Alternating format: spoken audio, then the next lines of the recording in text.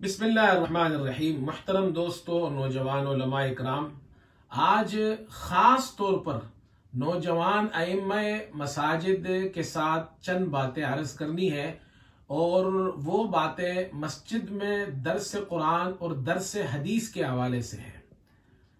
हमारे असलाफ का यह तरीक़ा रहा है कि मस्जिद के अंदर अइम्मा हज़रात वो दर्स कुरान और दर्स हदीस का एहतमाम करते हैं और उसके बड़े फ़वाइद हैं।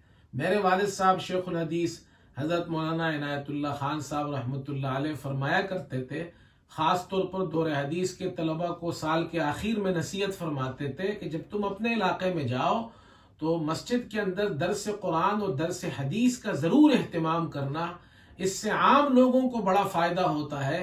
और फिर फरमाते थे तुम दर्स शुरू करो और कुरान ऐसी किताब है जो लोगों के कुलूब में खुद रास्ता पैदा करेगा, तो हमें इसका एहतमाम करना चाहिए और हमारे नौजवान अइम्मा इकराम इसका एहतमाम करते भी है।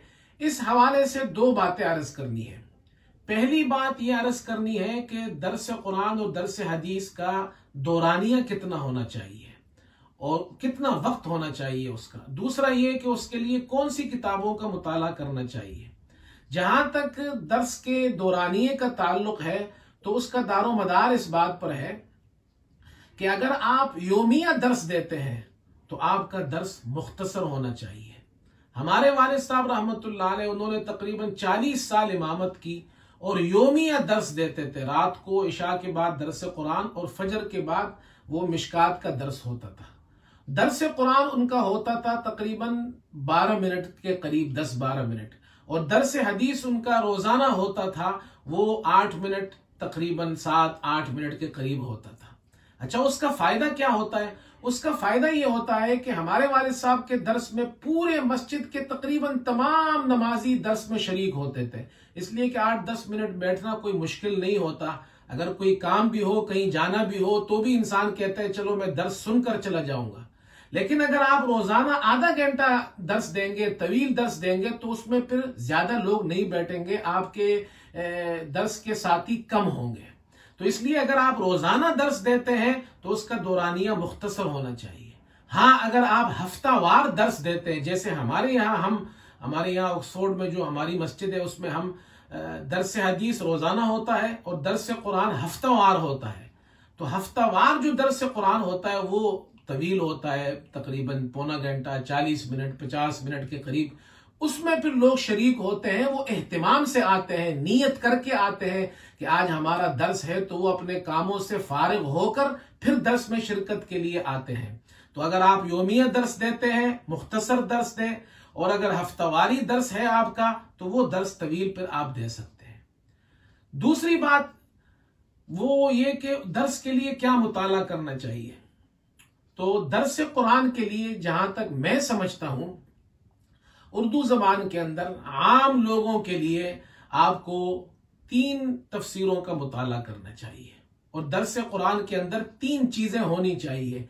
पहली चीज यह है कि तफसीरी मजमून आपका बहुत खूबसूरत हो और बहुत आला और अमदा, जामिअ जिसको कहते हैं, कॉम्प्रिहेंसिव आपका मजमून हो, तफसीरी मजमून। तो तफसीरी मजमून के लिए हमारी उर्दू तफासीर के अंदर सबसे उम्दा, बेहतरीन और जामे तफसीर उस्मानी है। हजरत मौलाना शबीर अहमद उस्मानी रहमतुल्लाह अलैह की ये तफसीर है जो सऊदी अरब से भी छपी है। ये तफसीर बहुत जामे, मजमून के एतबार से बहुत ही खूबसूरत तफसीर है। दूसरी चीज दर्स के अंदर जरूरत पड़ती है अहकाम और मसाइल कि बाज़ आयात जब मसाइल वाले और अहकाम वाले आयात आते हैं तो उसकी फिर अच्छी तशरीह आम लोगों के लिए आम फहम अंदाज में और आसान तशरीह हो, उसके लिए आप मारिफुल कुरान, हजरत मौलाना मुफ्ती शफी साहब रहमतुल्लाह अलैह की जो तफसीर है, उर्दू जबान के अंदर मारूफ तफसीर है, ये बेहतरीन तफसीर है। तीसरी चीज आपके दर्स में होनी चाहिए कि रब्त हो। आप जो मजमून बयान कर रहे हैं सूरत के अंदर, तो रुकुआत का भी रब्त हो और आयात का भी रब्त हो। उसके लिए मेरे नजदीक सबसे बेहतरीन तफसीर लाहौरी है, जो मुख्तसर तफसीर है। ये हजरत मौलाना अहमद अली लाहौरी रहमतुल्लाह अलैह की रब्त आयात और खुलासा सुवर और खुलासा रुकू के एतबार से बेहतरीन ये मुख्तसर तफसीर है।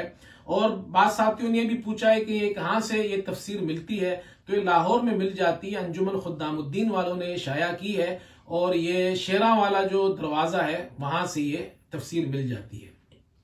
तो ये 3 बातों का आप ख्याल रखें, उनके लिए 3 तफसीरें आपके पास होनी चाहिए। जहां तक हदीस की दर्स का ताल्लुक है, तो हमारे वालिद साहब रहमतुल्लाह अलैह मिशकात का दर्स देते थे फजर के बाद, और हमारे यहाँ भी हमने भी ये तरतीब शुरू की है कि हमारे यहाँ भी मिशकात का दर्स होता है।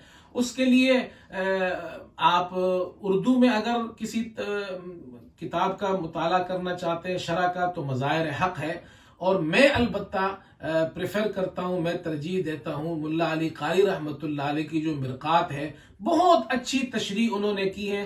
ख़ास तौर पर जो हनफी मसलक के एतबार से जो मसाइल है उन अहादीस की रोशनी में वो उन्होंने बहुत उम्दा अंदाज में बयान किए हैं। तो आप मिरकात का मुताला करें, और साथ में मज़ाहिर हक का अगर आप मुताला करना चाहते हो वो भी मुताला कर सकते हैं। तो ये मुख्तसरन मैंने आपको दर्स कुरान और दर्स हदीस के हवाले से चंद बातें अर्ज की है। अल्लाह ताला हमारे नौजवान उलमा इकराम अइम्मा मसाजिद जो मसाजिद के अंदर काम कर रहे हैं, अल्लाह उनको मजीद दीन की खिदमत की तौफीक नसीब फरमाए। व आखिर दावाना अनिल हम्दुलिल्लाहि रब्बिल आलमीन।